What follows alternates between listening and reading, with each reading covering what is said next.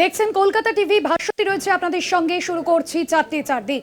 আর শুরুতে যে খবরে নজর রাখবো, টালা থানার ওসি অভিজিৎ মণ্ডলের পলিগ্রাফ টেস্ট করাতে চায় সিবিআই, আর তার জন্যই আবেদন করতে চলেছে সিবিআই। অর্থাৎ টালা থানার ওসি অভিজিৎ মণ্ডল, যাকে আজ সিবিআই হেফাজত থেকে আদালতে পেশ করা হয়। এবং আমরা জানি যে তাকে বিভিন্ন যে অভিযোগ তার বিরুদ্ধে উঠে এসেছিল, তথ্য প্রমাণ লোপাট সহ একাধিক অভিযোগ ছিল তার বিরুদ্ধে।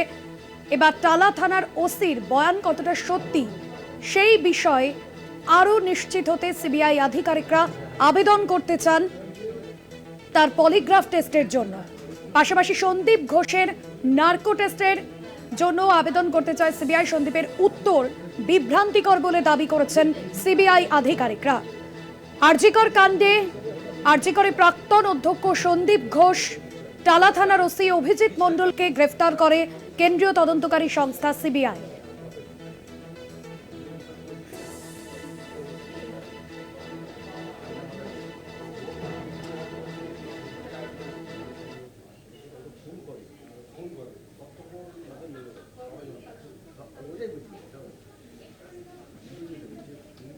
কর্মবিরতি প্রত্যাহার করেছেন জুনিয়র চিকিৎসকরা। আজ স্বাস্থ্য ভবন থেকে সিজিও কমপ্লেক্স পর্যন্ত মিছিল রয়েছে। জুনিয়র চিকিৎসকদের যে মিছিল ইতিমধ্যেই শুরু হয়ে গিয়েছে। কর্মবিরতি প্রত্যাহার জুনিয়র ডাক্তারদের। গত কয়েকদিন ধরে স্বাস্থ্য ভবনের সামনে যে অবস্থান, ধর্ণা দিচ্ছিলেন জুনিয়র চিকিৎসকরা। আমরা দেখেছিলাম যে গত বুধবার যে বৈঠক হয়, সেই বৈঠক মুখ্য সচিবের সঙ্গে জুনিয়র চিকিৎসকদের হয় এবং সেই বৈঠকের পরেও কিন্তু কোথাও গিয়ে জট কাটেনি। এবং পরবর্তীতে আমরা দেখি গতকালও ইমেল করা হয় মুখ্য সচিবকে জুনিয়র চিকিৎসকদের তরফে। তবে জরুরি পরিষেবায় তারা ফিরছেন, এখনো পর্যন্ত কোনো ওপিডি পরিষেবায় তারা ফিরছেন না, এমনটাই কিন্তু তাদের তরফে বলা হয়েছে।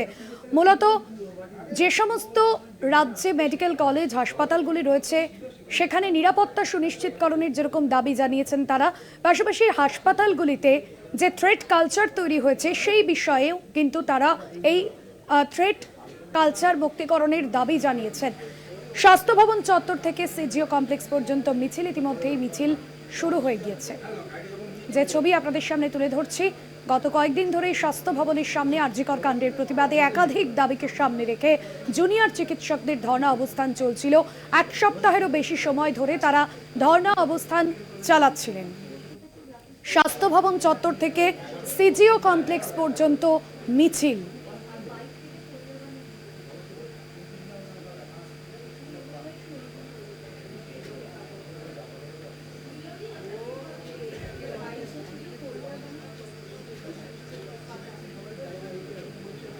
সত্যসুন্দর ভট্টাচার্য আমাদের প্রতিনিধি রয়েছেন আমাদের সঙ্গে সরাসরি। সত্যসুন্দর, স্বাস্থ্য ভবন থেকে যে মিছিল আজ শুরু হওয়ার কথা এবং সিজিও কমপ্লেক্স পর্যন্ত মিছিল ইতিমধ্যেই শুরু হয়ে গিয়েছে, কি ছবি ধরা পড়ছে?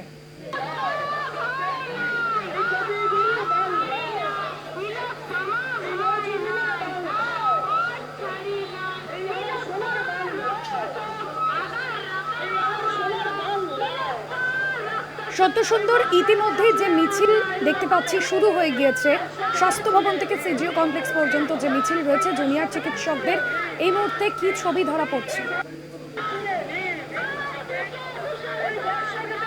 দেখো, দীর্ঘ 41 দিনের যে আন্দোলন, সেই আন্দোলনের পরে আজকে মিছিল শুরু হয়েছে স্বাস্থ্য ভবনের সামনে থেকে সিজিও কমপ্লেক্স পর্যন্ত। কলকাতায় সিবিআই এর যে দফতর, সেই দফতর পর্যন্ত মিছিলে সামিল হয়েছেন জুনিয়র চিকিৎসকেরা। সেই সঙ্গে বিভিন্ন জায়গা থেকে সমাজের বিভিন্ন অংশের মানুষ তারা আজকে সামিল হয়েছেন, পায়ে পায়ে সামিল হয়েছেন এই বিচারের দাবিতে। যে জুনিয়র চিকিৎসকদের যে মিছিল, justice for Abhaya, justice for Tilottama, সেই জাস্টিসের দাবিতেই কিন্তু সকলে পা মিলিয়েছেন এবং তাদের মূল দাবি যে যাতে দ্রুততার সঙ্গে সিবিআই এই তদন্ত প্রক্রিয়া সম্পন্ন করে। কেননা এর আগেও দেখা গিয়েছে রাজ্যের বিভিন্ন তদন্তের ক্ষেত্রে সিবিআই শেষ পর্যন্ত কিন্তু কোনো রকমভাবে শেষ কিনারা করতে পারেনি। সেই ক্ষেত্রে এই আরজিকরের যে নির্যাতিতার ঘটনা, ধর্ষণ এবং খুনের ঘটনা, সেই ঘটনার যাতে দ্রুততার সঙ্গে এই বিচার প্রক্রিয়া সম্পন্ন হয়, সেই দাবিকে সামনে রেখেই আজকে পা মিলিয়েছেন একেবারে সাধারণ মানুষরাও। এবং যে কল ছিল, যে ডাক দেওয়া হয়েছিল যে চিকিৎসকদের পাশাপাশি একেবারে সাধারণ মানুষ, তারাও কিন্তু এই বিচারের দাবিতে সামিল হয়েছেন। সুদীপ্তা, আমরা দেখেছি যে প্রথম থেকে আরজি করে আপনি যেরকম সেই পুরস্কার প্রত্যাখ্যান করেছেন, সেই জায়গায় আজকে মিছিলে পা মেলানো, কি বলবেন? বিচারের দাবি এখনো রয়ে সিবিআই হয়তো তাদের সময় নিচ্ছেন, কিন্তু আরো যাতে তাড়াতাড়ি হয় আমাদের প্রেসার ক্রিয়েট করে রাখতেই হবে, তাই আমরা রাস্তায়। কোথাও গিয়ে আমরা দেখেছি যে সিবিআই এর তদন্ত প্রক্রিয়া, সেই তদন্ত প্রক্রিয়ায় অনেক ক্ষেত্রেই কিন্তু শেষ পর্যন্ত কোনো রকম কিনারা আমরা দেখতে পাইনি। এক্ষেত্রে সেই দাবি কি থাকছে?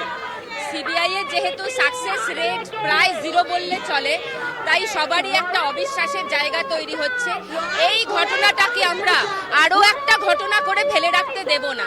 This has to be done, তার জন্য আমরা রাস্তাতে থাকব। যে আর 5টা সাধারণ ঘটনার মতো ফেলে রাখার মতো বিষয় নয়, সত্য আরজি সুন্দর, করে সঙ্গে নির্যাতিতা থাকো, যে যে ছবি আপনাদের চিকিৎসক, সামনে তুলে সেই ধরছিলাম। চিকিৎসক তরুণী হ্যাঁ,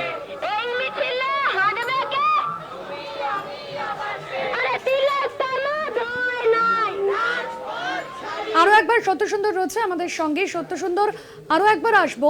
স্বাস্থ্য ভবন চত্বর থেকে অবস্থান প্রত্যাহার করেছেন জুনিয়র চিকিৎসকরা, তবে তাদের যে শর্ত ছিল, অর্থাৎ নিরাপত্তা সুনিশ্চিতকরণ থেকে হাসপাতালগুলিতে যে থ্রেট কালচার, সেই থ্রেট কালচার বিমুক্তিকরণের দাবিও তারা প্রথম থেকে জানিয়েছেন, অর্থাৎ তারা তাদের এই দাবিতে অনড় থাকছেন। দেখো, দাবি, বিচারের দাবি হলো মূল দাবি, যে নির্যাতিতা তরুণীর ধর্ষণ এবং খুনের ঘটনার বিচার চাই, সেই উই ওয়ান্ট জাস্টিস, সেই দাবি তো রয়েছে। কিন্তু তার পাশাপাশি গোটা রাজ্যের বিভিন্ন যে মেডিকেল কলেজ হাসপাতালগুলি রয়েছে, সেইখানকার স্বাস্থ্য পরিকাঠামো, সেই সঙ্গে যে সমস্ত চিকিৎসকরা রয়েছেন তাদের সুরক্ষার প্রশ্নে কোনোভাবেই আপোষ করতে রাজি নন জুনিয়র চিকিৎসকরা। তারা চাইছেন যে গোটা চিকিৎসা ব্যবস্থার যাতে একটা সুষ্ঠু পরিবেশ তৈরি হয়, স্বচ্ছতা বজায় থাকে, এবং শুধু তাই নয়, West Bengal medical council, West Bengal যে রিক্রুটমেন্ট বোর্ড রয়েছে, হেলথ রিক্রুটমেন্ট বোর্ড, সেখানেও যাতে কোনোভাবেই কোনো দুর্নীতি জায়গা না পায়, সেই বিষয়টাকেও কিন্তু সরকারকে নিশ্চিত করতে হবে।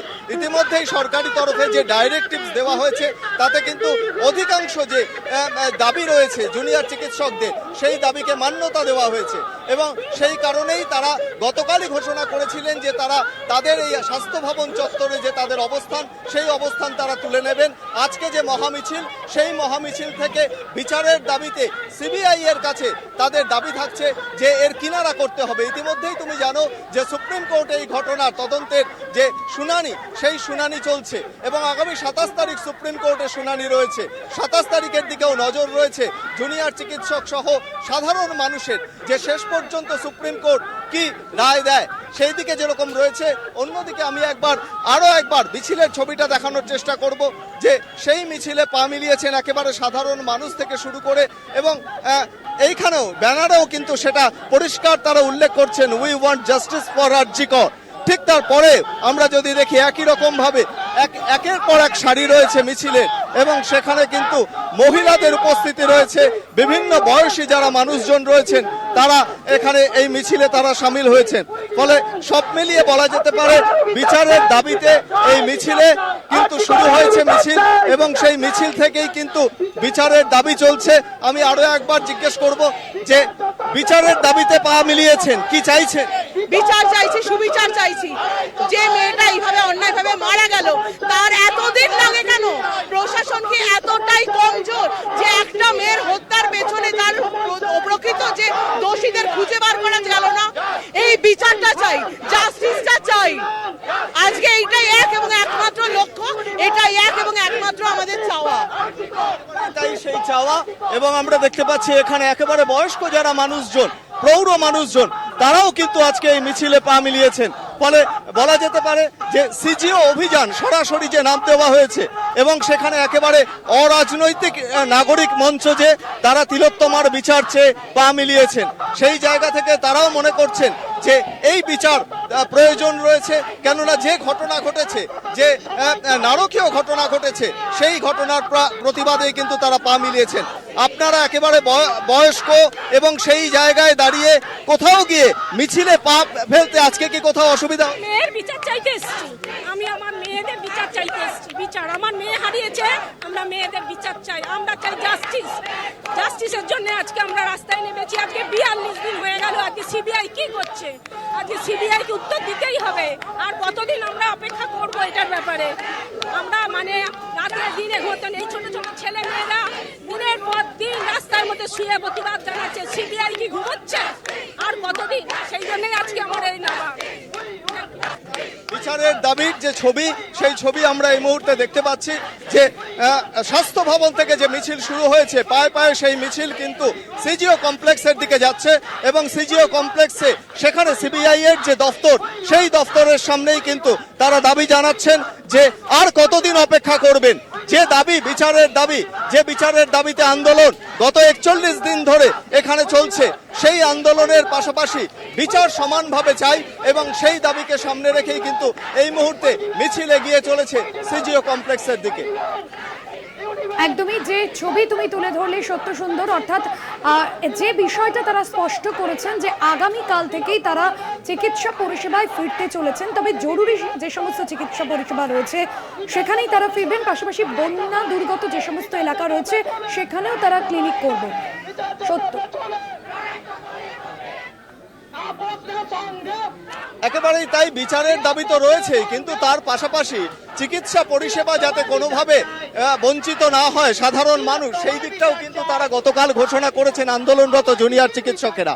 তারা জানিয়েছেন যে ইতিমধ্যেই রাজ্যের বিভিন্ন জেলা বন্যা কবলিত, সেই বন্যা কবলিত যে জেলাগুলি রয়েছে সেখানের মানুষজনের কাছে সাহায্যের হাত বাড়িয়ে দিয়েছেন চিকিৎসা সাহায্যে। ইতিমধ্যেই আজকেই মেডিকেল টিম রওনা হয়েছে এই সমস্ত জেলাগুলিতে। দুর্গত যে সমস্ত মানুষজন রয়েছেন তাদের ওখানে অভয়া ক্লিনিক খোলা হবে এবং সেখানে যে চিকিৎসা পরিষেবা, সেই চিকিৎসা পরিষেবাও কিন্তু দেবেন জুনিয়র চিকিৎসকেরা। এটা যেরকম তাদের কর্মসূচির মধ্যে রয়েছে, তার পাশাপাশি তারা জানাচ্ছেন আগামীকাল থেকে রাজ্যের সমস্ত মেডিকেল কলেজ হাসপাতালগুলিতে তারা জরুরি ভিত্তিতে যে পরিষেবা, সেই পরিষেবা কিন্তু তারা দেবেন। অর্থাৎ কোনোভাবেই জরুরি পরিষেবা থেকে সাধারণ মানুষ বঞ্চিত হবে না, এই কর্মসূচির কথা গতকালই তারা ঘোষণা করেছেন। আজকে যে মিছিল, সেই মিছিলে যেরকম বিচারের দাবি রয়েছে, আগামী দিনেও এই বিচারের দাবি তাদের সমানভাবেই থাকবে। তাদের নজর থাকবে আগামী 27 তারিখে সুপ্রিম কোর্টের শুনানির দিকে এবং তার পাশাপাশি রাজ্যের বিভিন্ন হাসপাতালগুলির স্বাস্থ্য পরিকাঠামো এবং সুরক্ষার প্রশ্নে সরকারি তরফে কি কি পদক্ষেপ নেওয়া হচ্ছে সেই দিকেও কিন্তু নজর রাখছেন আন্দোলনরত জুনিয়র চিকিৎসকেরা। ফলে স্বাস্থ্য ভবন চত্বর থেকে এখান থেকে অবস্থান তুলে নিলেও আংশিক কর্মবিরতি কিন্তু থাকছে জুনিয়র চিকিৎসকদের। তারা মনে করছেন যে যতদিন না পর্যন্ত সার্বিকভাবে এই পরিকাঠামোগত উন্নতি বা সুরক্ষার প্রশ্নে একেবারে কার্যকরী ব্যবস্থা হচ্ছে, ততদিন পর্যন্ত তারা কিন্তু এই আংশিক কর্মবিরতি চালাবেন। ফলে সেই জায়গায় গিয়ে তাদের বিচারের দাবি প্রথম থেকে যেরকম ছিল আজও কিন্তু একই রকম ভাবে রয়েছে। আমি আরো একবার ছবিটা দেখানোর চেষ্টা করব যে স্বাস্থ্য ভবন থেকে একেবারে এই মুহূর্তে ইলেকট্রনিক্স কমপ্লেক্স থানার সামনে দিয়ে লম্বা মিছিল, সেটা কিন্তু এগিয়ে চলেছে সিজিও কমপ্লেক্সের দিকে এবং সিজিও কমপ্লেক্সের দিকেই কিন্তু পায়ে পায়ে পা মেলাচ্ছেন বিভিন্ন বয়সী মানুষজন, সাধারণ মানুষ, প্রৌঢ়। তারাও চাইছেন যে আরজি করের নির্যাতিতা তরুণীর যে বিচার, ধর্ষণ এবং খুনের ঘটনার যে বিচার, সেই বিচারের দাবিতে আজকে তাদের পা মেলানো। তুমি দেখতে পাচ্ছ যে লম্বা মিছিল ইতিমধ্যেই একেবারে সারিবদ্ধভাবে তারা এগিয়ে চলেছেন। তারা চাইছেন যে জুনিয়র চিকিৎসকেরা গত 41 দিন ধরে যেভাবে আন্দোলনে ছিলেন তাদের সঙ্গে সংহতি জানিয়ে, তাদের সহমর্মিতা জানিয়ে তারাও কিন্তু আজকে পা মিলিয়েছেন আজকের এই বিচারের দাবিতে যে মিছিল। এবং সরাসরি তারা বলছেন আর কতদিন সময় চাই, জবাব দাও সিবিআই, আর কবে, এই আর কবে, কত দ্রুততার সাথে যাতে বিচার প্রক্রিয়া হয়, সেই কারণে কিন্তু ব্যানারেও কিন্তু সেই দাবি রয়েছে। অর্থাৎ হ্যাশট্যাগ জাস্টিস ফর আরজি কর জাস্টিস ফর অভয়া। তার পাশাপাশি আর কত দেরি হবে, আর কতদিন অপেক্ষা করতে হবে এই বিচারের জন্য, সেটাও কিন্তু তাদের এই বিচারের দাবিতে যে মিছিল, সেই মিছিলের পুরোভাগে যারা রয়েছেন তারাও কিন্তু বলছেন যে দ্রুততার সঙ্গে যাতে সিবিআই এই ঘটনায় যারা দোষী তাদের জন্য উপযুক্ত শাস্তি দেয়, সেই বিষয়টাও কিন্তু নিশ্চিত করতে হবে। এবং সেই দাবিকে সামনে রেখেই পায়ে পায়ে সিজিও কমপ্লেক্সের দিকে এগিয়ে চলেছে সমাজের বিভিন্ন অংশের মানুষজন। একদমই ধন্যবাদ জানাবো সত্য সুন্দর, নজর রাখো সেদিকে। এই মুহূর্তে যে ছবি আপনাদের সামনে তুলে ধরলাম, মিছিল শুরু হয়েছে, পাশাপাশি নাগরিক সমাজের প্রতিনিধিরাও কিন্তু রয়েছেন এই মিছিলে। এই খবরের আরো আপডেট আপনাদের দেব, তবে সময় এখন একটা বিরতির, ফিরে আসছে বিরতির পর, সঙ্গে থাকুন। আর এবার যে খবরে নজর রাখবো, বন্যা পরিস্থিতি নিয়ে প্রধানমন্ত্রীকে চিঠি মুখ্যমন্ত্রীর। রাজ্যের বন্যা পরিস্থিতি নিয়ে চিঠি দিলেন মুখ্যমন্ত্রী মমতা বন্দ্যোপাধ্যায়, এবং যে চিঠিতে তিনি উল্লেখ করেছেন, এর আগেও তিনি যে অভিযোগ করেছিলেন যে রাজ্যের বন্যা পরিস্থিতি ম্যানমেড, এবং ডিভিসিকে সম্পূর্ণভাবে যে অভিযোগ ডিভিসির দিকে তিনি তুলেছেন, এবং যেখানে আমরা দেখেছিলাম গতকালই মুখ্যমন্ত্রী উদয়নারায়ণপুর, ঘাটাল সহ বিভিন্ন এলাকা পরিদর্শন করেন বন্যা দুর্গতদের কাছে যাতে যত দ্রুত সম্ভব ত্রাণ সামগ্রী পৌঁছে দেওয়া যায়, সেই বিষয়েও কিন্তু কড়া নির্দেশ দেন জেলাশাসক ও পুলিশ সুপারকে। প্রধানমন্ত্রীকে চিঠি দিয়েছেন মুখ্যমন্ত্রী মমতা বন্দ্যোপাধ্যায়, আলোচনা না করেই জল ছেড়েছে ডিভিসি। চিঠিতে এ বিষয়েও আলোকপাত করা হচ্ছে। পাশাপাশি আরও যে বিষয় উল্লেখ করা হচ্ছে, এর আগে মুখ্যমন্ত্রী জানিয়েছিলেন যে পাঞ্চেত ও মাইথন জলাধার থেকে যেভাবে জল ছাড়া হচ্ছে, এবং ঝাড়খণ্ডের যে সীমান্ত, সেই সীমান্তও কিন্তু বন্ধ করার জন্য নির্দেশ দিয়েছিলেন মুখ্যমন্ত্রী। এবং আজ আমরা দেখলাম যে ঝাড়খণ্ড, বাংলা ঝাড়খণ্ড যে সীমান্ত, সেই সীমান্তও কিন্তু সিল করে দেওয়া হচ্ছে পুলিশের তরফে। এবং পরবর্তীতে ট্রাক চালকরা তারাও কিন্তু যথেষ্ট সমস্যার মধ্যে পড়েছিলেন। তবে এভাবে যে ডিভিসির জল ছাড়া হচ্ছে ডিভিসির তরফে, সেই বিষয়ে কিন্তু গতকালই মুখ্যমন্ত্রী অভিযোগ করেছিলেন এবং ক্ষুব্ধ হন।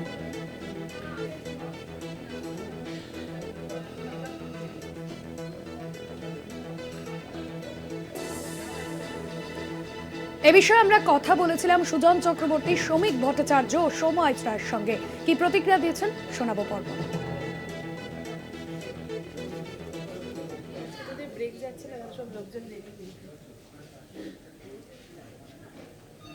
এর আগের বার উনি বলেছিলেন, আগের বার এই বিবৃতি দিয়ে উনি বলেছিলেন, আর আমি কেন্দ্রের মুখাপেক্ষী হয়ে থাকবো না, কোকিলের কুহু ডাক আমি আর শুনবো না, আমি 120 কোটি টাকা বরাদ্দ করলাম। বাজেটারি অ্যালোকেশন দেখুন, কোথায় সেই ফান্ড? 4টি নদী আজকে যার কারণে মূলত ঘাটাল অঞ্চলে বন্যা হয়, গত 13 বছরে তিনি সেখানে কোনো মৌলিক পরিবর্তন আনতে পেরেছেন?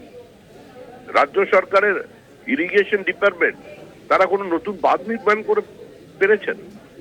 তারা এমন কোনো পদক্ষেপ নিয়েছেন যাতে ওই অঞ্চলের সার্বিক পরিবর্তন করা যায়? প্রাকৃতিক বিপর্যয় তো থাকবে, অতিবৃষ্টি থাকবে, বাঁধের নির্দিষ্ট জল ধারণ করবার ক্ষমতা আছে, তারপরে তাকে বাঁধ জল ছাড়তে হবে। এগুলো হচ্ছে ক্রমবর্ধমান জনরোষ এবং সরকারের বিরুদ্ধে এই আক্রোশ তৈরি হয়েছে। গলি থেকে রাজপথ যখন মানুষ প্রতিবাদ করছে, তখন আজকে মমতা ব্যানার্জি মানুষের দৃষ্টিকে সরিয়ে দেবার জন্য এই ধরনের একটা নতুন অতি দুর্বল চিত্রনাট্য উপস্থাপিত করলেন।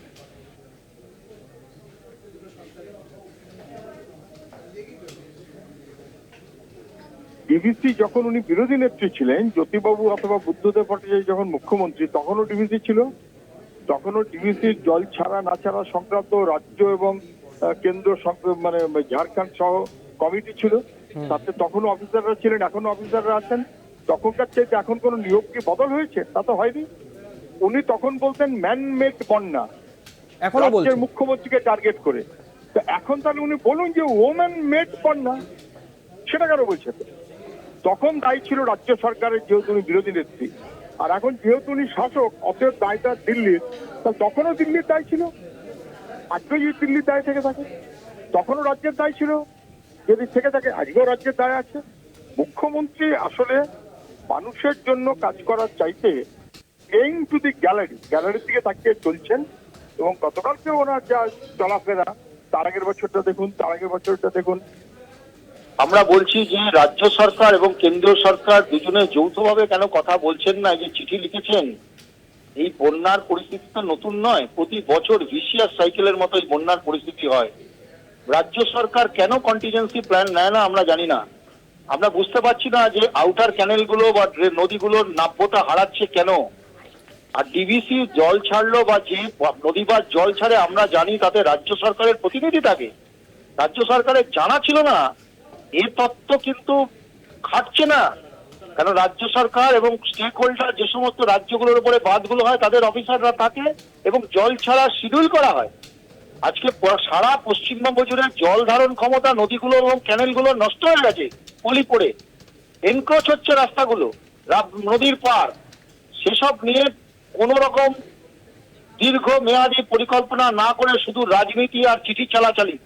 দয়া করে মাননীয় মুখ্যমন্ত্রী এবং মাননীয় প্রধানমন্ত্রীকে বলবো, মানুষের আজকে ভীষণ খারাপ অবস্থা, এটা নিয়ে রাজনীতির আকচাকচি বন্ধ করে রাজনৈতিক পণ্য না করে বন্যাকে সুষ্ঠু সমাধানের মাধ্যমে মানুষকে ত্রাণ অবিলম্বে দিতে হবে এবং তাতে দলমত নির্বিশেষে কোনো দলবাজি যেন না হয় সেটা করতে হবে অবিলম্বে। গতকালই মুখ্যমন্ত্রী মমতা বন্দ্যোপাধ্যায় তিনি বন্যা বিধ্বস্ত এলাকা পরিদর্শনের পর তিনি জানিয়েছিলেন যে ডিভিসিকে যেরকম সরাসরি তিনি তোপ দাগেন, পাশাপাশি ডিভিসির সঙ্গে পরবর্তীতে সম্পর্ক রাখবো কিনা সে বিষয়ে ভাববো, এমনটাই জানিয়েছিলেন গতকাল মুখ্যমন্ত্রী মমতা বন্দ্যোপাধ্যায়। পাশাপাশি পাল্টা শুভেন্দু অধিকারী মুখ্যমন্ত্রীকে চ্যালেঞ্জ করেছেন, ডিভিসির সঙ্গে সম্পর্ক ছিন্ন করার কথা বলছেন মমতা বন্দ্যোপাধ্যায়। বিকেলের মধ্যে সম্পর্ক ছিন্ন করুন, পশ্চিমবঙ্গের 8টি জেলা অন্ধকারে ডুববে, উনি নিজেকে পশ্চিমবঙ্গের প্রধানমন্ত্রী ভাবেন, এমনটাই বলেছেন শুভেন্দু অধিকারী। কি বলেছেন তিনি শোনাব।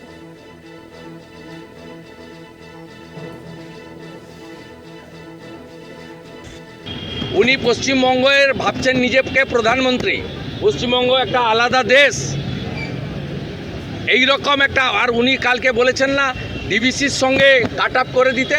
উনি কি জানেন যে পশ্চিমবাংলার পশ্চিমাঞ্চলের 7 থেকে 8টি জেলায় আলো জ্বলে, কারখানা চলে, ট্রেন যায় ডিভিসির বিদ্যুতে।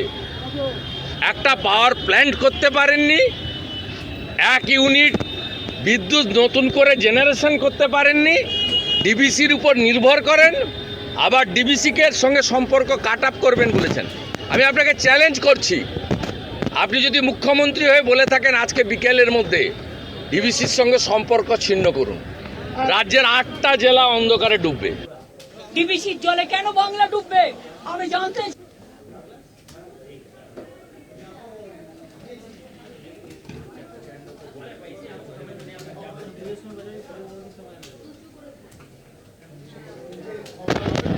মুখ্যমন্ত্রী কালকে হুঙ্কার দেওয়ার পরে চিচিড়াতে ঝাড়গ্রাম এবং ঝাড়খণ্ড বর্ডারে যেহেতু লিখিত অর্ডার দেওয়ার ক্ষমতা সাহস মুখ্য সচিবের নেই, সেখানে গাড়ি দাঁড়িয়ে আছে হাজার হাজার। মুখ্যমন্ত্রী জানেন না ডেমোগ্রাফি। ঝাড়গ্রাম বর্ডারে ঝাড়খণ্ডের গাড়ি আটকালে সব পেঁয়াজ আটকাবে। ওই রাস্তা হচ্ছে নাগপুর, নাসিক, ছত্তিশগড় হয়ে বাংলায় ঢুকছে এবং এখান থেকে উত্তর পূর্বাঞ্চল সিকিম, ভুটান, নেপালে যাচ্ছে। ভয়ঙ্কর পরিস্থিতি করেছে ওখানে একটা। আর দ্বিতীয় করেছে কুলটিতে ঝাড়খণ্ড বর্ডার, সেখানেও কয়েক হাজার গাড়ি দাঁড় করিয়ে রেখেছে। আমি অবিলম্বে মহামান্য রাজ্যপালকে এবং কেন্দ্রীয় সরকারকে অবিলম্বে প্যারামিলিটারি নামিয়ে এনএইচ অবরোধ করতে পারেন না। আমি 2টো অবধি দেখব, 2টোর পরে আমি নীতিন গডকরিকে লিখব, অমিত শাহজিকে লিখব, গভর্নরকে লিখব যে ইমিডিয়েট ওখানে ব্যবস্থা না হোক। দেবাশিস সেনগুপ্ত আমাদের প্রতিনিধি রয়েছেন ফোন লাইনে। দেবাশিস, যে বিষয়টা মুখ্যমন্ত্রী মমতা বন্দ্যোপাধ্যায় সরাসরি ডিভিসিকে যে বিষয়ে আক্রমণ করেছেন এবং এর আগেও তিনি বলেছেন রাজ্যে যে বন্যা পরিস্থিতি তা ম্যানমেড বন্যা, মুখ্যমন্ত্রীকে পাল্টা চ্যালেঞ্জ শুভেন্দু অধিকারীর, ঠিক কি স্পষ্ট করলেন বিরোধী দলনেতা?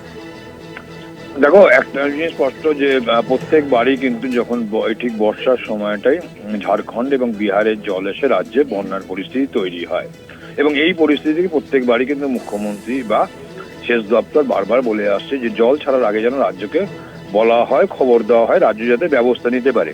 তো এবারও যখন দেখা গেল যে ডিভিসি কিন্তু যে পরিমাণ জল ছেড়েছে, অর্থাৎ প্রায় 5.5 লক্ষ কিউসেক জল ছেড়েছে, যা কিন্তু বাংলার বন্যা রীতিমতো বন্যা পরিস্থিতি তৈরি হয়েছে ঘাটাল সহ বেশ কিছু জায়গায়, ঘাটাল, হুগলি, খানাকুল, উদয়নারায়ণপুর সহ বিভিন্ন বিস্তীর্ণ জায়গায়। এবং এই নিয়ে কিন্তু মুখ্যমন্ত্রী মমতা বন্দ্যোপাধ্যায় তিনি বলেছিলেন কিন্তু যে ডিভিসি কে বয়কট করা হবে, এই প্রসঙ্গে তিনি কিন্তু বলেছিলেন। কিন্তু যেহেতু ডিভিসির কথা ছাড়েনি, তাদের যে কথা ছিল সেই কথা অনুযায়ী তাদের সঙ্গে যে বৈঠক হয়, বৈঠকের পরে যে সিদ্ধান্ত হয়েছিল যে ডিভিসি বাংলাকে জানিয়ে তারপর কিন্তু জল ছাড়বে, ছাড়েনি, সে কারণে ডিভিসি কে বয়কট করার কথা বলেছে। আর ঠিক সেই পরিপ্রেক্ষিতে কিন্তু রাজ্যের বিরোধী দলনেতা বলেছে যে কোনো অর্ডার করে মুখ্য সচিবের পক্ষে এরকমটা করা সম্ভব না, কোনো অর্ডার করা সম্ভব না। আর যদি তারা আটকে রাখে থাকে ডিভিসি কে যদি বয়কট করে, তাহলে কিন্তু দেখা যাবে যে ওই অঞ্চলের যে 8টি জেলা ডিভিসি ইলেকট্রিসিটির উপর নির্ভর করছে সে অন্ধকারে থাকবে। রেল চলাচল কিন্তু সেক্ষেত্রে বন্ধ হয়ে যাবে। রেল চলাচল কিন্তু সেই কারেন্টের উপর কিন্তু ডিভিসির কারেন্টের উপর রেল চলাচল করে। অর্থাৎ প্রচ্ছন্ন হুমকি দেন যে সেক্ষেত্রে যদি ডিভিসিকে যদি এরকমটা বলা হয়, এবং তিনি এটাও বলেছেন যে 4টের মধ্যে উনি দেখাক যে ডিভিসি কে বয়কট করছে, এরকম সংক্রান্ত তিনি রিপোর্ট দেখাক, তাহলে তো বুঝবেন। অর্থাৎ এখনটা হুঁশিয়ারি দিয়েছে যে ডিভিসি কে বয়কট করলে কিন্তু চরম পরিস্থিতি হবে। কারণ ইতিমধ্যেই ঝাড়খণ্ড, বাংলা লাগোয়া ঝাড়খণ্ড অঞ্চলে বর্ডার আটকানোর ফলে বেশ কিছু লরি, হাজার হাজার লরি দাঁড়িয়ে আছে, এমনটা অভিযোগ করেছে। যে অভিযোগ তিনি দুটোর পরে জানাবেন বলেছিলেন কেন্দ্রীয় স্বরাষ্ট্রমন্ত্রক সহ রাজ্যপাল, এবং সেখানে আধা সেনা নামিয়ে কিন্তু তার ব্যবস্থা এনআইচ জাতীয় সড়ক যে বন্ধ করা আছে তার বিরুদ্ধে ব্যবস্থা নেওয়ার কথা কিন্তু তিনি উল্লেখ করেছেন মুখে, এবং দুটোর পরে তিনি চিঠি দেবে বলে জানিয়েছিলেন। ধন্যবাদ দেবাশিস। গতকাল মুখ্যমন্ত্রী মমতা বন্দ্যোপাধ্যায় ডিভিসিকে তোপ দাগেন, কি মন্তব্য করেছিলেন গতকাল শোনাব। জলে কেন বাংলা ডুববে আমি জানতে চাই, আমরা কৈফিয়ত চাই। ফরাক্কা ড্রেজিং করে না, বাংলা ডুবে, বিহার ডুবে। আর ডিভিসি ড্রেজিং করে না, বাংলা ডুবে। বাংলায় জল ছেড়ে দিয়ে ঝাড়খণ্ডকে সেফ রাখে, এটা তো ঠিক নয়। বাংলা একটা নৌকার মতো। ডিভিসির সাথে আমরা ফার্দার কোনো সম্পর্ক রাখবো কিনা আমাদের সন্দেহ আছে। আমি সব সম্পর্ক কাট অফ করে দেবো যদি মানুষকে এইভাবে ডোবায়। মুখ্যমন্ত্রীর গতকালের মন্তব্য আপনাদের শোনালাম। পাল্টা আজ শুভেন্দু অধিকারীর মুখ্যমন্ত্রীকে চ্যালেঞ্জ এবং যে মন্তব্য তিনি করেছেন তার পরিপ্রেক্ষিতে আমরা কথা বলেছিলাম তৃণমূল নেতা দেবাংশু ভট্টাচার্যের সঙ্গে। কি প্রতিক্রিয়া দিয়েছেন তিনি শোনাবো। নিজেদের জেলার সেই পূর্ব মেদিনীপুরেরও একটা বড় অংশ জলে ডুবেছে, সেটা কি তিনি ভুলে গিয়েছেন? এই পূর্ব মেদিনীপুরের মানুষ 2টো লোকসভা সিটি থেকে জিতিয়েছেন, সেটা কি তিনি ভুলে গিয়েছেন? সেই মানুষগুলোর প্রতি তার দায়বদ্ধতা নেই? ডিভিসি কে কেন কথা শোনাচ্ছেন না? ডিভিসি কে কেন বলছেন না, বার্তা দিচ্ছেন না যে ড্রেজিং করান? ডিভিসি কে কেন বার্তা দিচ্ছেন না যে অন্য রাজ্যকে, বিহারকে বাঁচিয়ে বাংলাকে কেন ডোবাচ্ছেন? নরেন্দ্র মোদী বিহারকে এই কারণেই বাঁচাচ্ছেন কারণ নীতিশ কুমারের উপরে তার কেন্দ্রের সরকারের টাকাটা নির্ভর করছে, তাই বিহারকে বাঁচিয়ে বাংলাকে ডোবাচ্ছেন। অন্যান্য খবর নিয়ে ফিরছি বিরতির পর, সঙ্গে থাকুন। সুপ্রিম কোর্টে সিবিআইকে চরম ভৎসনা। ভোট পরবর্তী হিংসা মামলায় সুপ্রিম কোর্টে সিবিআইকে চরম ভৎসনা। সুপ্রিম কোর্টে ভৎসনার মুখে সিবিআই। বাংলার আদালত কলঙ্কিত হয়েছে এমন অভিযোগ দুর্ভাগ্যজনক মন্তব্য শীর্ষ আদালতের। মামলা ভিন রাজ্যে সরানোর আবেদনেই তোপের মুখে সিবিআই। বাংলার বিচার ব্যবস্থার পরিবেশ সম্পূর্ণ প্রতিকূল বা শত্রুতাপূর্ণ, সিবিআইয়ের আবেদনের জেরে ভৎসনা শীর্ষ আদালতে। ভোট পরবর্তী হিংসা মামলায় সুপ্রিম কোর্টের তোপের মুখে সিবিআই। বাংলার আদালত কলঙ্কিত হয়েছে এমনই অভিযোগ দুর্ভাগ্যজনক মন্তব্য শীর্ষ আদালতের। মামলা ভিন রাজ্যে সরানোর আবেদনেই তোপের মুখে পড়ে সিবিআই। বাংলার বিচার ব্যবস্থার পরিবেশ সম্পূর্ণ প্রতিকূল বা শত্রুতাপূর্ণ, সিবিআইয়ের আবেদনের জেরে ভৎসনা শীর্ষ আদালতে।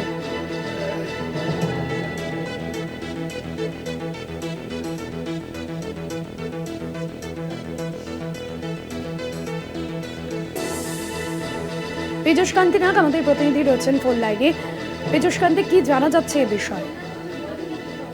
দেখো, সুপ্রিম কোর্টে ভোট পরবর্তী হিংসা সংক্রান্ত মামলা পশ্চিমবঙ্গ থেকে সরিয়ে অন্য রাজ্যে নিয়ে যাওয়ার যে আবেদন সিবিআই গত ডিসেম্বর মাসে জানিয়েছিল, সেই আবেদনের একটি সংশোধনীতে আজ যখন বিচারপতিদের দৃষ্টি আকর্ষণ করে, সেই সময় বিচারপতিদের কাছে কারণ হিসাবে তারা দেখায় যে পশ্চিমবঙ্গে সমস্ত যে আদালতগুলিতে যে বিচারের যে পরিবেশ, সেই পরিবেশ নেই।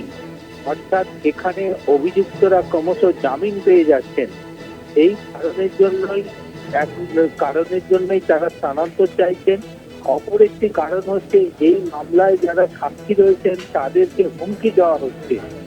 এই কারণগুলি যখন সুপ্রিম কোর্টে বিচারপতিদের সামনে আনে তখন বিচারপতিরা ক্ষুব্ধ হন এবং সিবিআইকে ভর্ৎসনা করে বলেন, একটি রাজ্যের সব আদালতে বিচার ব্যবস্থা ভেঙে পড়েছে বা বিচার ব্যবস্থার সেই পরিবেশ নেই, এটা কখনো হতে পারে না।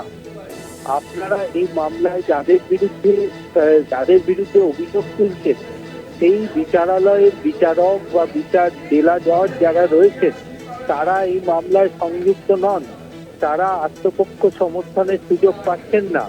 তাহলে কেন্দ্রীয় সংস্থা কি সেই জন্য তাদের নিজস্ব যে তদন্ত তা ঢাকবার জন্য এখন রাজ্যের বিচারালয়গুলিকে তারা সামনে আনছেন? এই ধরনের প্রশ্নের মুখে পড়ে সিবিআই এর আইনজীবী এস.ভি. রাজু এবং তিনি পরিষ্কার সুপ্রিম কোর্ট জানিয়ে দেয় যে কোনো সংশোধনী নয়, এই আবেদন তাদেরকে প্রত্যাহার করতে হবে। সুপ্রিম কোর্টের চাপে পড়ে পশ্চিমবঙ্গ থেকে ভোট পরবর্তী হিংসা সংক্রান্ত মামলা অন্য রাজ্যে নিয়ে যাওয়ার আবেদন অবশেষে প্রত্যাহার করে নেন সিবিআই এর আইনজীবী। ধন্যবাদ জানাবো পীযূষ কান্তি নাগ, আমাদের প্রতিনিধি ছিলেন ফোন লাইনে। আর এ বিষয়ে আমরা কথা বলেছিলাম কৃষাণু মিত্র ও সৌম্য রায়ের সঙ্গে। কি প্রতিক্রিয়া দিয়েছেন তারা, শোনাবো। তো বিগত বেশ কিছু বছর ধরে দেখছি যে বিভিন্ন কেন্দ্রীয় তদন্তকারী সংস্থা কিভাবে তদন্ত করছে, এবং বিষয়টা তো শুধু বাংলার নয়, এই কেন্দ্রীয় সংস্থা তো বিভিন্ন রাজ্যতে তদন্ত করে থাকে।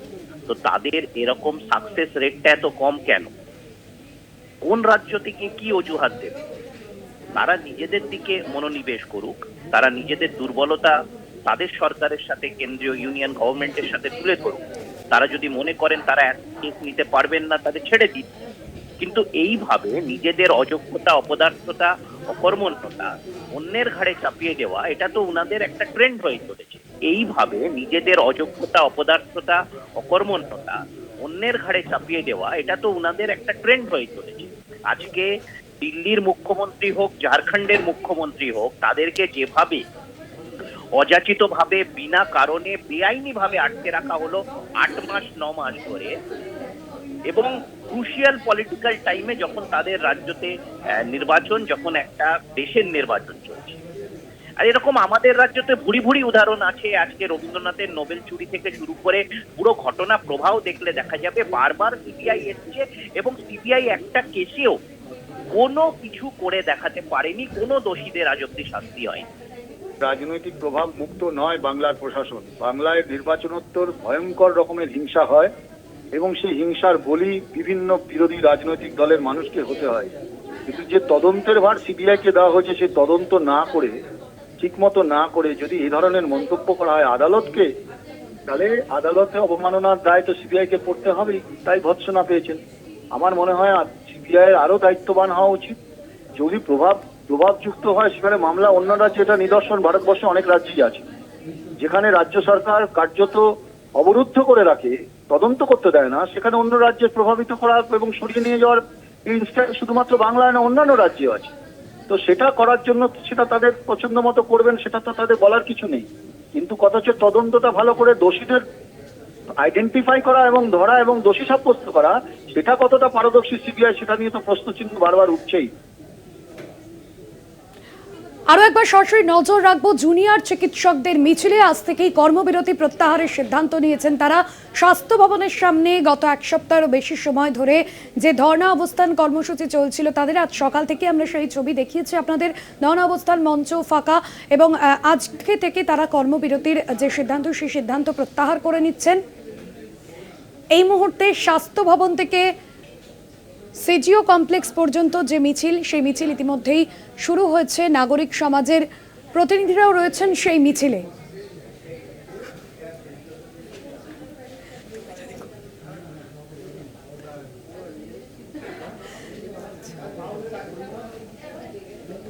জুনিয়র চিকিৎসকদের যে মিছিল আমরা দেখেছি, আরজিকর কাণ্ডের প্রতিবাদে তারা বেশ কয়েক দফা দাবিতে যে বৈঠক করেছিলেন এর আগে মুখ্যমন্ত্রীর কালীঘাটের বাসভবনে যে বৈঠক হয় এবং সেই বৈঠকের পরেও কিন্তু বেশ কিছু দাবি তারা রেখেছিলেন, যদিও সরকারের পক্ষ থেকে রাজ্য প্রশাসনের তরফে তাদের যে সমস্ত দাবি তার মধ্যে সিংহভাগ দাবি মেনে নেওয়া হয়, কিন্তু পরবর্তীতে তারা মূলত যে দাবি জানিয়ে এসেছেন, অর্থাৎ মেডিকেল কলেজ হাসপাতালগুলিতে নিরাপত্তা সুনিশ্চিতকরণ সহ থ্রেট কালচার যে তৈরি হয়েছে সেই থ্রেট কালচার বিমুক্তিকরণের দাবিও তারা জানিয়েছেন। আর এই বিষয়গুলোকে সামনে রেখে আজ তাদের মিছিল। আগামীকাল থেকে তারা জরুরি পরিষেবা ফিরবেন, তবে ওপিডিতে যে সমস্ত পরিষেবা অর্থাৎ আউটডোর পরিষেবা কিন্তু এই মুহূর্তে তারা থাকছেন না, এমনটাই জানা গিয়েছে। এই মুহূর্তে আপনাদের সামনে মিছিলের ছবি তুলে ধরছি। স্বাস্থ্য ভবন থেকে অবস্থান প্রত্যাহার এবং কর্মবিরতি প্রত্যাহারের পর আগামীকাল থেকে জরুরি পরিষেবায় ফিরতে চলেছেন জুনিয়র চিকিৎসকরা। শনিবার থেকেই জরুরি পরিষেবায় ফিরছেন তারা।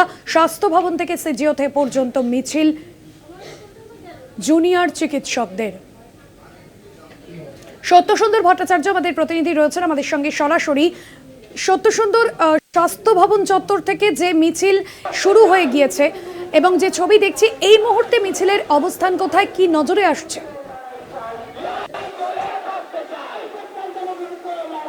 দেখো, স্বাস্থ্য ভবন থেকে আস্তে আস্তে মিছিল কিন্তু করুণাময়ী হয়ে সিজিও কমপ্লেক্সের দিকে যাবে এবং সেই মিছিলের ছবিটা আমি একবার দেখানোর চেষ্টা করব যে ইতিমধ্যে সেই মিছিলে বিচারের দাবিতে যে মিছিল চলছে সেই মিছিলে কিন্তু পা মিলিয়েছেন একেবারে জুনিয়র চিকিৎসক থেকে শুরু করে সাধারণ মানুষ, তারাও কিন্তু সমানভাবে রয়েছেন এই মিছিলে।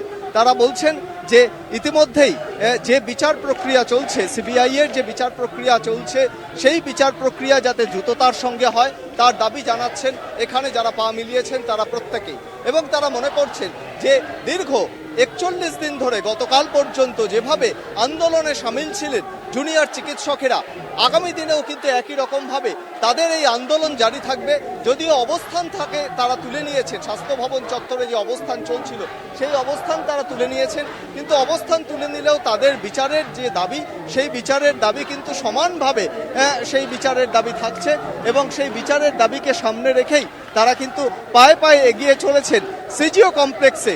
সিবিআই এর সদর দফতর কলকাতায়, সেই সিজিও কমপ্লেক্সে সেখানে তারা যাচ্ছেন তার কারণ যে সিবিআই যাতে গোটা তদন্ত প্রক্রিয়া স্বচ্ছতা এবং দ্রুততার সাথে এই তদন্ত প্রক্রিয়া সম্পন্ন করে সেই লক্ষ্যেই কিন্তু তাদের এই সিজিও কমপ্লেক্স অভিযান। এবং সেই সঙ্গে তারা প্রশ্ন তুলছেন যে আর কতদিন অপেক্ষা করতে হবে। ইতিমধ্যেই বেশ কিছুদিন অতিক্রান্ত হয়েছে, আন্দোলন চলেছে এবং জুনিয়র চিকিৎসক যারা রয়েছেন তারাও মনে করছেন যে তাদের এই আন্দোলনের সঙ্গে সংহতি জানিয়েছেন সমাজের বিভিন্ন অংশের মানুষ, বিভিন্ন জায়গায় এসেছেন এবং আমরা দেখেছি সমাজের বিভিন্ন অংশের মানুষের মধ্যে শিল্পী, কলাকুশলী তারা প্রত্যেকেই এই মিছিলে পা মিলিয়েছেন। চৈতিদি, আজকের মিছিল এমন একটা গুরুত্বপূর্ণ সময়ে যখন সকলে বিচারের দাবি চাইছে। একেবারে তাই, আমরা আজকের এতদিনের একটা আন্দোলন তার একটা কালমিনেশন। আংশিকভাবে জুনিয়র ডাক্তাররা তারা কর্মবিরতি ভাঙছেন, তারা ফিরছেন ইমার্জেন্সি সার্ভিসের জন্য, কিন্তু জাস্টিস ফর তিলোত্তমা জারি থাকছে। দুর্নীতি দমনের যে পরিষ্কারের যে দাবি, যে আন্দোলন, সেগুলো সবই জারি থাকছে। বিচারের দাবি নিয়ে কিন্তু প্রত্যেকেই পা মিলিয়েছেন। আমরা দেখতে পাচ্ছি যে লম্বা সেই মিছিল, একেবারে দীর্ঘ মিছিল, সেই মিছিলে বিভিন্ন মানুষজন, বিভিন্ন বয়সী মানুষজন, মহিলাদের উপস্থিতি রয়েছে। তারাও কিন্তু সমানভাবে বলছেন যে যে জাস্টিস, সেই জাস্টিসের জন্যই কিন্তু এখনো পর্যন্ত তাদের সেই আন্দোলন, সেই লড়াই কিন্তু একই রকমভাবে তারা জারি রেখেছেন। তার কারণ হিসেবে তারা উল্লেখ করছেন যে সিবিআই এর যে তদন্ত প্রক্রিয়া সেই তদন্ত প্রক্রিয়াকে দ্রুততার সাথে করতে হবে। একেবারে ছোট ছোট খুদেরা তারাও কিন্তু এই জাস্টিসের দাবিতে পা মিলিয়েছেন। তারাও নিজেদের মতো করে ছোট ছোট ছবি এঁকেছেন এবং সেই ছবিকে সামনে রেখেই তারা বলছেন যে এই বিচার চাই এবং সেই বিচারের দাবিকে সামনে নিয়েই কিন্তু আমরা দেখতে পাচ্ছি ধীরে ধীরে করুণাময়ী হয়ে এই মিছিল সিজিও কমপ্লেক্সের দিকে এগিয়ে চলেছে। একদমই সত্য সুন্দর যে ছবি তুমি তুলে ধরলে, জুনিয়র চিকিৎসকদের মিছিল ইতিমধ্যেই শুরু হয়েছে এবং সেই ছবি আপনাদের সামনে তুলে ধরলাম। স্বাস্থ্য ভবন থেকে সিজিও কমপ্লেক্স পর্যন্ত মিছিল, আংশিক কর্মবিরতি প্রত্যাহার জুনিয়র চিকিৎসকদের।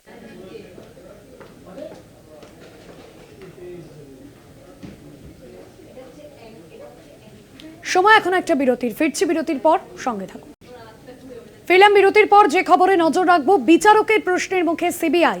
সন্দীপ ঘোষ ও অভিজিৎ মণ্ডলের বিরুদ্ধে প্রমাণ পেয়েছেন, এরা খুনের ষড়যন্ত্রকারী নাকি তথ্য লোপাটে যুক্ত। সিবিআইকে প্রশ্ন বিচারকের, খুন ও ধর্ষণ হবে আগে জানতেন ওই দুজন?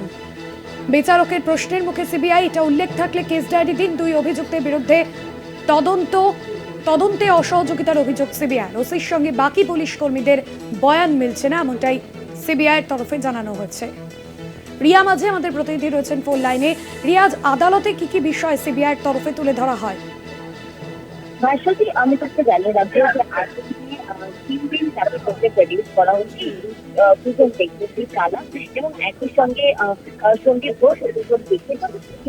যেটা দেখা যাচ্ছে যে এর আগের দিনকে এবং আজকে 2 দিন কিন্তু বিচারকের যে একটাই প্রশ্ন মূলত সিবিআই এর কাছে আসতে বলা চলে যে আবারও বিচারকের প্রশ্ন করতে হয় সিবিআই কে, এবং সেখানে বারবার বিচারকের তরফ থেকে একটাই প্রশ্ন করা হয় যে ধর্ষণ কোন ষড়যন্ত্রে সন্দীপ আর অতি চালা সহ ষড়যন্ত্রকারী বা তথ্য প্রমাণ লোপাট করেছে, এই এমন কোন তথ্য কি এখনো কি পেয়েছে সিবিআই? এবং তারপরে আরো একটি প্রশ্ন করে যে এরা দুজনে যে ধর্ষণ খুনের সঙ্গে যুক্ত রয়েছে নাকি তথ্য লোপাটের ষড়যন্ত্রকারী, অর্থাৎ একদম সরাসরি খুন ও রেপের সঙ্গে যুক্ত নাকি তথ্য প্রমাণ লোপাট করেছে তার ষড়যন্ত্রকারী। এই বিষয়টা কিন্তু বারংবার জিজ্ঞাসা করা হয় এবং গত 3 দিন ধরে, অর্থাৎ এই যে গত 3 দিন যে তাদের কাস্টাডিতে ছিল সেইটা নিয়েও কিন্তু একই সঙ্গে প্রশ্ন করা হয় বিচারকের তরফ থেকে, এবং সিবিআই কে বারবার প্রশ্ন এবং জিজ্ঞাসা করা হয় যে আপনারা কি এমন কোনো তথ্য পেয়েছেন বা এমন কোনো এভিডেন্স পেয়েছেন যেখানে বোঝা যাচ্ছে যে সরাসরি খুন ও ধর্ষণের সঙ্গে যুক্ত রয়েছে, সে কনস্পিরেসিতে হোক বা খুন ও ধর্ষণের সঙ্গে। এবং তাছাড়াও আরো একটি অত্যন্ত গুরুত্বপূর্ণ বিষয় যেটা দেখা যায় যে বিচারকের তরফ থেকে প্রশ্ন করা হয় যে এই সন্দীপ বা অভিজিৎ আগে থেকে কি জানতো এই বিষয়টা, অর্থাৎ খুন করে ধর্ষণ করা হবে বা ধর্ষণ করে খুন করা হবে, এই যে বিষয়টা সেটা কি আগে থেকে একদম এই ঘটনা হওয়ার আগে থেকে কি জানতো এই দুজন সন্দীপ ঘোষ বা ওসি চালা, তারা কি জানতো? এটা উল্লেখ যদি থাকে তাহলে কেস ডায়েরি দিন, এমনটাও কিন্তু বিচারকের তরফ থেকে বলা হয়। কিন্তু সিবিআই কে দেখা যায় যে বারবার সেই প্রশ্ন এড়িয়ে গিয়ে তারা বারবার বলেন যে দুজনেই তদন্ত সহযোগিতা করছে না বলে, এমনটা তারা মেনশন করে। এবং সিবিআই এর পক্ষ থেকে আরো বলা হয় এখনো তেমন কিছু পাওয়া যায়নি বলে তারা বলে, এবং দুজন কনস্পিরেসির সঙ্গে যুক্ত রয়েছে বলে এমনটাও তারা উল্লেখ করে, এবং বারবার বিচারকের প্রশ্নের মুখে পড়তে হয় আজকে সিবিআই কে, এমনটাই কিন্তু দেখা গেল। ধন্যবাদ তোমায়।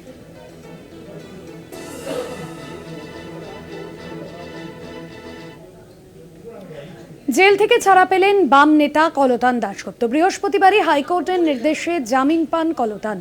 ভাইরাল অডিও কাণ্ডে গ্রেফতার করা হয় কলতান দাশগুপ্তকে। আপনাদের জানিয়ে রাখবো, জেল থেকে ছাড়া পেলেন কলতান দাশগুপ্ত। গতকাল কলকাতা হাইকোর্টের নির্দেশে জামিন পান সিপিএমের যুব নেতা কলতান দাশগুপ্ত। পুলিশের ভূমিকা তো প্রথম দিন থেকেই যথেষ্ট সন্দেহের মুখে। জুনিয়র চিকিৎসকদের লড়াইকে পুলিশ এবং এই ঘটনায় অনেককে বেআইনিভাবে যারা গ্রেপ্তার হয়েছেন তাদের নিঃশর্ত মুক্তির দাবিতেও আমাদের লড়াই চলবে। রাস্তা থেকে পিছিয়ে আসার কোনো প্রশ্ন নেই, যত আক্রমণ তত রাস্তায় নেমে লড়াই করা। ভয়ের প্রশ্ন নেই, বরং এই ঘটনা আমাদের জীবনে আরো নতুন সাহস তৈরি করে দিয়েছে যে স্বৈরাচার যখন আমাদের বিরুদ্ধে লড়াইতে নেমেছে তখন আমরা ঠিক।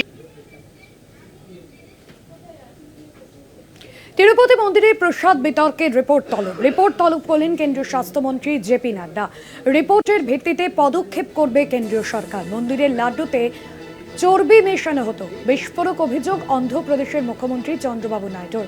বিতর্কের জেরেই রিপোর্ট তলব কেন্দ্রের। প্রতিনিধি অঙ্কুর ভট্টাচার্য রয়েছেন ফোন লাইনে। বিতর্কের জেরেই রিপোর্ট তলব করা হচ্ছে কেন্দ্রের তরফে, আর কি জানা যাচ্ছে? একেবারে এই বিষয়ে ভাষাতে যেটা দর্শকদের জানানোর যে এর আগে এই তিরুপতি মন্দিরের যে লাড্ডু, সেই লাড্ডু নিয়ে বিতর্কিত এবং বিস্ফোরক মন্তব্যটি করেছিলেন অন্ধ্রপ্রদেশের মুখ্যমন্ত্রী টিডিপি নেতা চন্দ্রবাবু নাইডু। তার বক্তব্য ছিল যে ঘি দিয়ে তৈরি হয় এই তিরুপতির প্রসাদম বা সেই লাড্ডু, সেই ঘিটাতে পশুর চর্বি, মাছের তেল মিশিয়ে ভেজাল দেওয়া হয় এবং সেই বিষয়ে তার যে বক্তব্য তার তীব্র প্রতিবাদ করা হয়েছিল তিরুপতির প্রাক্তন সভাপতির পক্ষ থেকে। পরবর্তীকালে টিডিপির মুখপাত্র তিনি গুজরাটের ন্যাশনাল ডেয়ারি ডেভেলপমেন্ট বোর্ডের পরীক্ষাগারে এই প্রসাদম পরীক্ষা করতে পাঠান এবং সেখানে বিস্তারিত রিপোর্টে দেখতে পাওয়া গিয়েছে প্রসাদমের যে নমুনা পাঠানো হয়েছিল তাতে গরু শুয়োরের চর্বি এবং মাছের তেল পাওয়া গিয়েছে। এবং এই যে নতুন বিতর্কের বিষয় হচ্ছে রামলালার মূর্তি যে উদ্বোধন করেছিলেন গত 22শে জানুয়ারি প্রধানমন্ত্রী নরেন্দ্র মোদী, সেই সময়ও যে 1 লক্ষ লাড্ডু পাঠানো হয়েছিল 2000 কেজি দেশি ঘি দিয়ে, সেটাও তৈরি হয়েছিল এই প্রসাদম তৈরিতে যে ঘি ব্যবহার করা সেটা। এবং খুব স্বাভাবিকভাবে এই বিষয়টিকে অত্যন্ত গুরুত্ব দিয়ে দেখেছে হিন্দুত্ববাদী সংগঠন রাষ্ট্রীয় স্বয়ংসেবক সংঘ RSS। তাদের মুখপত্রতেও এই বিষয়টি লিখেছে যে এই পশুর চর্বি মেশানোর অভিযোগ অত্যন্ত গুরুতর। তারই প্রেক্ষিতে কেন্দ্রীয় স্বাস্থ্যমন্ত্রী JP নাড্ডা এবার অন্ধ্রপ্রদেশের মুখ্যমন্ত্রী চন্দ্রবাবু নাইডুর কাছেই গোটা ঘটনার রিপোর্ট চেয়ে পাঠালেন এবং এই অভিযোগের প্রেক্ষিতে অন্ধ্রপ্রদেশের মুখ্যমন্ত্রী যে রিপোর্ট পাঠাবেন তার প্রেক্ষিতে কেন্দ্রীয় সরকার পদক্ষেপ করবে বলেও জানতে পারা যাচ্ছে। ধন্যবাদ অঙ্কুর ভট্টাচার্য, আমাদের প্রতিনিধি ছিলেন ফোন লাইনে।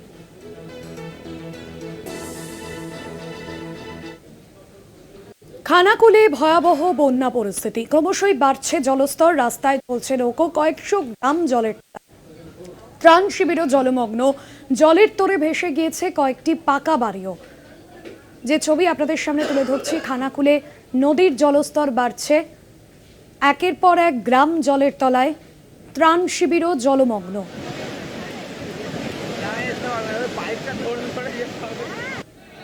অন্যদিকে গতকালই মুখ্যমন্ত্রী প্রশাসনকে যে কড়া নির্দেশ দিয়েছেন যাতে দুর্গতদের কাছে ত্রাণ সামগ্রী যত দ্রুত সম্ভব পৌঁছে দেওয়া যায়।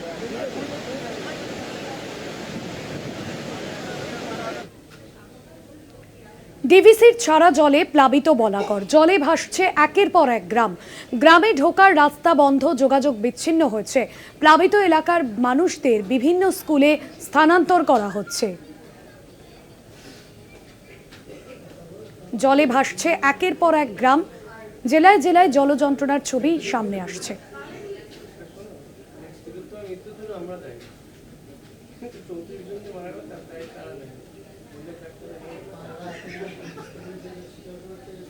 আরামবাগ হুগলির পর এবার পশ্চিম মেদিনীপুরের চন্দ্রকোনা ও ঘাটাল, কেটিয়া ও শিলাবতী নদীর জলে প্লাবিত চন্দ্রকোনা, বন্যার জলে ডুবে বিঘার পর বিঘা ধান জমি, পুজোর মুখে দুশ্চিন্তায় পড়েছেন কৃষকরা, সরকারি সাহায্যের দিকে তাকিয়ে কৃষকরা। যে ছবি আপনাদের সামনে তুলে ধরছি, বন্যার জলে ডুবে বিঘের পর বিঘে ধান জমি, পুজোর মুখে দুশ্চিন্তায় পড়েছেন কৃষকরা, সরকারি সাহায্যের দিকে তাকিয়ে রয়েছেন কৃষকরা।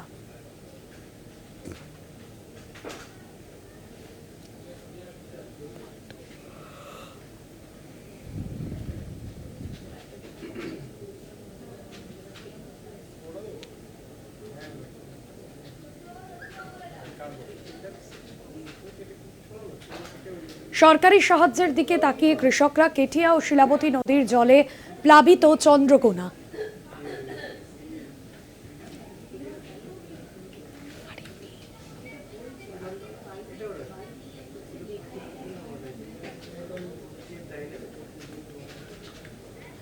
ঘাটালে ত্রাণ সামগ্রী নিতে গিয়ে হুড়োহুড়ি, ঘাটালের মনসুকাতে ত্রাণ নেওয়ায় হুড়োহুড়ি, জলমগ্ন ঘাটালে ঠিক এই ছবি ধরা পড়ল। ত্রাণ সামগ্রী নিতে গিয়ে আটকে পড়েছেন অনেকেই, যে ছবি আপনাদের সামনে তুলে ধরছি, জলমগ্ন ঘাটালে আটকে অনেকেই দুর্গতরা, তারা যখন ত্রাণ সামগ্রী নিতে যান আর সেই সময় হুড়োহুড়ি পরিস্থিতি তৈরি হয়।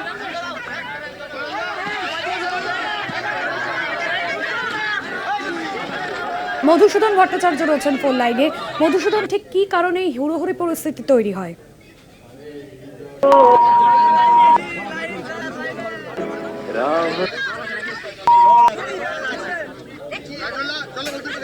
যে ছবি আপনাদের সামনে তুলে ধরছি, ঘাটালের মনসুকাতে ত্রাণ নিতে গিয়ে হুড়োহুড়ি পরিস্থিতি, জেলায় জেলায় জল যন্ত্রণার ছবি সামনে আসছে। অন্যদিকে প্রশাসনিক তরফে যখন ত্রাণ বিলি করা হয় আর সেই সময় যে ছবি নজরে আসছে,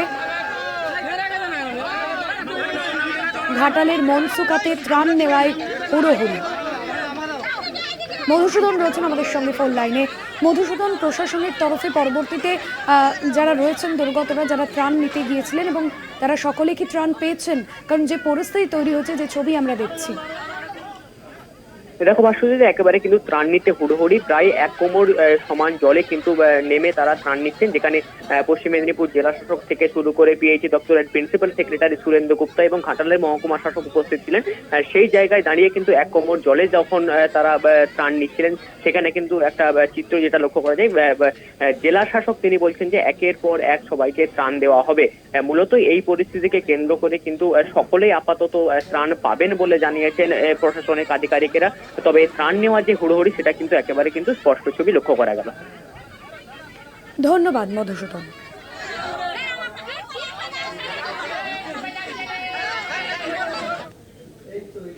4টে 4 দিক এখন এ পর্যন্তই। দেখতে থাকুন কলকাতা টিভি, রাত দিন 7 দিন।